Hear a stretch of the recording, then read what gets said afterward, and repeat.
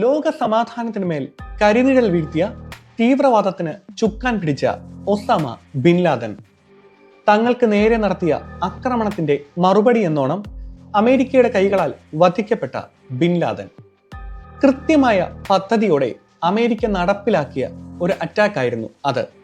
എന്നാൽ കൊല്ലപ്പെട്ട ബിൻ ലാദന്റെ ശരീരം ഇനി എന്തു ചെയ്യണം? ചർച്ചകൾ ഉയരുന്നു.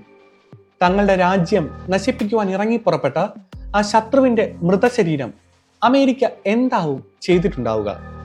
അതെ, ഞാൻ സംസാരിക്കുന്നത് അമേരിക്ക എങ്ങനെ ബിൻ ലാദന്റെ മൃതശരീരം മറവ് ചെയ്തു എന്നതിനെപ്പറ്റി. ഏറ്റവും സങ്കീർണമായ ചിന്തകൾക്കൊടുവിൽ അമേരിക്ക എങ്ങനെയാണ് ഒരു തീരുമാനം എടുത്തത്? എന്തൊക്കെ മുൻകരുതലുകളാണ് അമേരിക്ക ഇക്കാര്യത്തിൽ കൈക്കൊണ്ടത്? ഈ ചാനലിലെ പുതിയൊരു വീഡിയോയിലേക്ക് സ്വാഗതം. ഞാൻ Justin Thomas and we are Justin conversations.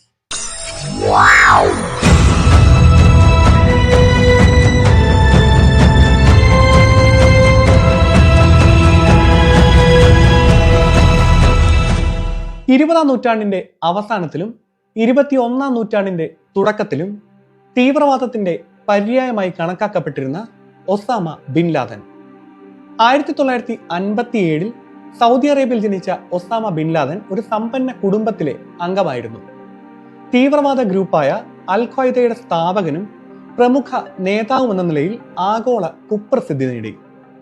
ഇസ്ലാമിക രാഷ്ട്രങ്ങൾ സ്ഥാപിക്കുന്നതിന് വേണ്ടി വാദിക്കുകയും മുസ്ലിം രാജ്യങ്ങളിലെ പാശ്ചാത്യ സ്വാധീനങ്ങളെ ശക്തമായി എതിർക്കുകയും ചെയ്ത് നിരവധി ഭീകരാക്രമണങ്ങൾ സംഘടിപ്പിച്ചു.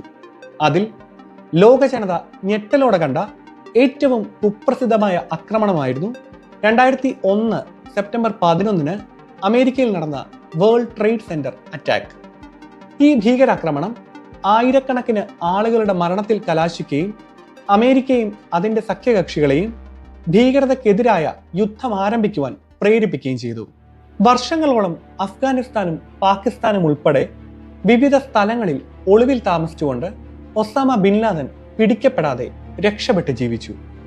ഒടുവിൽ 2011 മെയ് മാസത്തിൽ പാകിസ്ഥാനിലെ അബോത്താബാദിലെ അയാളുടെ ഒളിത്താവളത്തിൽ നടത്തിയ അറ്റാക്കിൽ തീവ്രവാദത്തിനെതിരായ പോരാട്ടത്തിൽ ഒരു സുപ്രധാന നാഴികക്കല്ല് അടയാളപ്പെടുത്തി US നേവി സീലുകൾ ഒസാമ ബിൻ ലാദനെ കൊലപ്പെടുത്തി. ഇനി എന്ത്? കൊല്ലപ്പെട്ട ഒസാമ ബിൻ ലാദന്റെ ശരീരം എന്ത് ചെയ്യണം?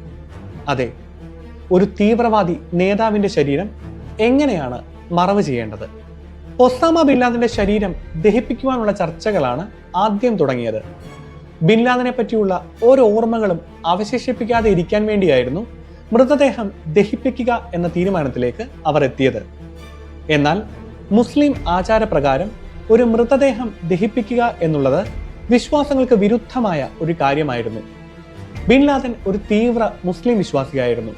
അതുകൊണ്ട് തന്നെ തങ്ങളെ ശത്രുവായിരുന്നിട്ട് കൂടിയും ശത്രുക്കളുടെ മൃതദേഹങ്ങൾ അവഹേളിച്ചിരുന്ന ഒരു കാലഘട്ടത്തിൽ ബിൻ ലാദന്റെ മൃതശരീരം ദഹിപ്പിക്കേണ്ട എന്ന തീരുമാനത്തിലേക്ക് അമേരിക്ക എത്തുന്നു. അടുത്ത വഴി എന്താണ്? മൃതദേഹം ഒരു കല്ലറയിൽ അടക്കുക. എന്നാൽ അതുമായി ബന്ധപ്പെട്ടും നിരവധി പ്രശ്നങ്ങൾ ഉണ്ടായിരുന്നു. മൃതദേഹം സംസ്കരിക്കുന്നതിനായി ഒരു രാജ്യം ഈ മൃതദേഹം ആദ്യം ക്ലെയിം ചെയ്യേണ്ടതുണ്ട്. പാകിസ്ഥാനിൽ കിടന്നു മരിച്ചിട്ടും ഒരു തീവ്രവാദിയായി കണക്കാക്കപ്പെടുന്ന ബിൻ ലാദന്റെ ബോഡി ക്ലെയിം ചെയ്യുവാൻ പാകിസ്ഥാൻ തയ്യാറായില്ല. കുറെ നാൾ ബിൻ ലാദൻ ഒളിവിൽ താമസിച്ചിരുന്ന അഫ്ഗാനിസ്ഥാനും ബിൻ ലാദന്റെ ജന്മസ്ഥലമായ സൗദി അറേബ്യയും ഇതേ നിലപാട് സ്വീകരിച്ചു. കുപ്രസിദ്ധരായ കുറ്റവാളികളുടെയോ തീവ്രവാദികളുടെയോ ശവസംസ്കാരം എപ്പോഴും സങ്കീർണതകൾ നിറഞ്ഞ ഒരു പ്രക്രിയയായിരുന്നു. ചരിത്രത്തിലേക്ക് നാം നോക്കുമ്പോൾ എബ്രഹാം ലിങ്കന്റെ കൊലപാതകി ജോൺ വിൽക്സ് ബൂത്ത് എന്ന വ്യക്തിയെ വധിച്ചപ്പോൾ ആ മൃതശരീരം ഏറ്റെടുക്കുവാൻ അയാളുടെ കുടുംബം തയ്യാറായിരുന്നു. അയാളെ അനുകൂലിക്കുന്ന ഒരു വിഭാഗം ആളുകൾ ആ ശവസംസ്കാരത്തിൽ പങ്കെടുക്കുകയും അങ്ങനെ അയാൾക്ക് ഒരു വീരപരിവേഷം നൽകുകയും ചെയ്തു. അതുകൊണ്ട് തന്നെ അടക്കം ചെയ്യപ്പെട്ട സ്ഥലങ്ങൾ പിന്നീട് ഒരു തീവ്രവാദിയെ വീരപരിവേഷം നൽകുന്നതിനുള്ള സാഹചര്യങ്ങൾ കണക്കിലെടുത്ത് അമേരിക്ക ബിൻ ലാദന്റെ ബോഡി അടക്കം ചെയ്യേണ്ട എന്ന തീരുമാനത്തിലേക്ക് എത്തുന്നു. 2ാം ലോക മഹായുദ്ധത്തിന്റെ അവസാനത്തിൽ ആത്മഹത്യ ചെയ്യപ്പെട്ട നിലയിലായിരുന്നു അഡോൾഫ് ഹിറ്റ്ലറിന്റെ ശരീരം കണ്ടുകിട്ടിയത്.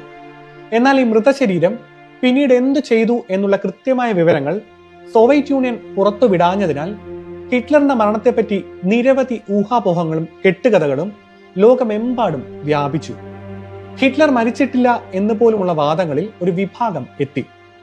ഈ ചരിത്ര വസ്തുതകൾ മനസ്സിലാക്കിയിരുന്ന അമേരിക്ക കൃത്യമായ തെളിവുകളോടെ മാത്രമേ ബിൻ ലാദന്റെ മൃതശരീരം കൈകാര്യം ചെയ്യൂ എന്ന തീരുമാനത്തിൽ ഉറച്ചു നിന്നു. ദഹിപ്പിക്കുവാനും അടക്കം ചെയ്യുവാനും സാധിക്കാത്ത സാഹചര്യത്തിൽ യുണൈറ്റഡ് സ്റ്റേറ്റ്സ് അസാധാരണമായ ഒരു വഴി കണ്ടെത്തി. പിന്നീട് ഒരിക്കലും കണ്ടുപിടിക്കാനാകാത്തതും മൃതദേഹം വീണ്ടെടുക്കാനാകാത്തതുമായ ഒരു വഴി. അയാളുടെ അനുയായികൾക്ക് തിരഞ്ഞു ചെല്ലുവാൻ സാധിക്കാത്ത ഒരു സ്ഥലത്ത് മൃതദേഹം സംസ്കരിക്കുക. അതെ, ആർക്കും തിരഞ്ഞു ചെല്ലുവാൻ സാധിക്കാത്ത രീതിയിൽ വേണ്ട മുന്നൊരുക്കങ്ങളോടെ ബിൻ ലാദന്റെ മൃതശരീരം സമുദ്രത്തിൽ സംസ്കരിക്കുവാൻ അമേരിക്ക തീരുമാനിക്കുന്നു. നീണ്ട കടൽ യാത്രകൾക്കിടയിൽ മരണപ്പെടുന്ന യാത്രികരുടെയും നാവികരുടെയും മൃതദേഹങ്ങൾ തിരികെ കരയിലേക്ക് എത്തിക്കുവാൻ സാഹചര്യമില്ലാതിരുന്ന ഒരു കാലത്ത് മൃതദേഹങ്ങൾ വേണ്ട ചടങ്ങുകളോടെ കടലിൽ സംസ്കരിക്കുന്നത് പതിവായിരുന്നതിനാൽ സമുദ്രത്തിൽ ഈ മൃതദേഹം സംസ്കരിക്കുന്നത് മരണപ്പെട്ട വ്യക്തിയോട് കാണിക്കുന്ന നിന്ദയായി കണക്കാക്കുവാൻ സാധിക്കുകയില്ല എന്ന ബോധ്യം അമേരിക്കയ്ക്ക് ഉണ്ടായിരുന്നു.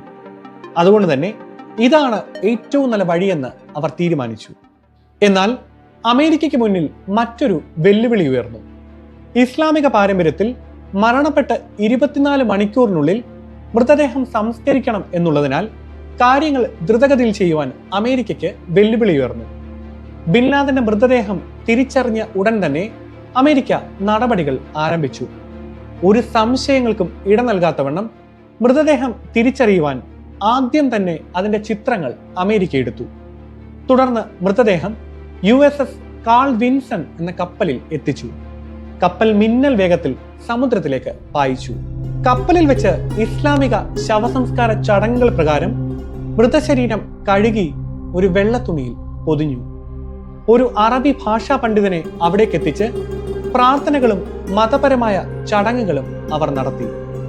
ശരീരം പൂർണ്ണമായും മറച്ച് മതപരമായ എല്ലാ ആചാരങ്ങളും നടത്തിയ ശേഷം ഭാരമേറിയ ഇരുമ്പ് ചങ്ങലകൾ കൊണ്ട് മൃതദേഹം ബന്ധിച്ച് ഒരു പലക കഷ്ണത്തിലേക്ക് മാറ്റി. കപ്പലിന്റെ അറ്റത്തേക്ക് ഈ പലക നീക്കി മെല്ലെ ചരിച്ച് മൃതശരീരം സമുദ്രത്തിന്റെ അടിത്തട്ടിലേക്ക് ഒഴുക്കിയിറക്കി. പിന്നീട് ഒരിക്കലും കാണാതിരിക്കത്തക്ക വിധം അനുയായികൾക്ക് ആരാധനാലയമാക്കുവാൻ ഒരു ഖബർ ബിൻ ലാദൻ ഉണ്ടാകില്ലെന്ന് അങ്ങനെ അമേരിക്ക ഉറപ്പുവരുത്തി. ലോക തീവ്രവാദത്തിന്റെ പര്യായമായി കണക്കാക്കപ്പെട്ടിരുന്ന ഒസാമ ബിൻ ലാദന്റെ മൃതശരീരം സംസ്കരിച്ച രീതിയെ ചൊല്ലി വാദപ്രതിവാദങ്ങൾ ഉയർന്നു വന്നു. ഇസ്ലാമിക ആചാരപ്രകാരം മൃതദേഹം സംസ്കരിച്ചില്ല എന്ന് ഒരു വിഭാഗം വാദിച്ചപ്പോൾ ഇത്രയും ആദരവ് പോലും ഒസാമ ബിൻ ലാദൻ അർഹിക്കുന്നില്ല എന്ന് മറുവാദങ്ങൾ ഉയർന്നു. വാദങ്ങൾ എന്തുതന്നെയാണെങ്കിലും ലോക സമാധാനത്തിന് മേൽ കരിനിഴൽ വീഴ്ത്തുന്ന ഏതൊരു തീവ്രവാദിക്കും തീവ്രവാദ സംഘടനകൾക്കും അവരർഹിക്കുന്ന ശിക്ഷ ലഭിക്കേണ്ടത് സമാധാനം ആഗ്രഹിക്കുന്ന ഏതൊരു വ്യക്തിയുടെയും അഭിലാഷമാണ്, അവകാശമാണ്. ചരിത്രങ്ങളിൽ നിന്ന് പാഠം ഉൾക്കൊണ്ട് ലോകം സമാധാനത്തിൽ നിലകൊള്ളുവാൻ നമുക്കും പ്രയത്നിക്കാം. ആ പ്രതീക്ഷയോടെ ഈ വീഡിയോ ഇവിടെ അവസാനിക്കുന്നു. പക്ഷെ കോൺവെർസേഷൻസ് അത് തുടർന്നുകൊണ്ടേയിരിക്കും. We were just in conversations. Good bye. Wow!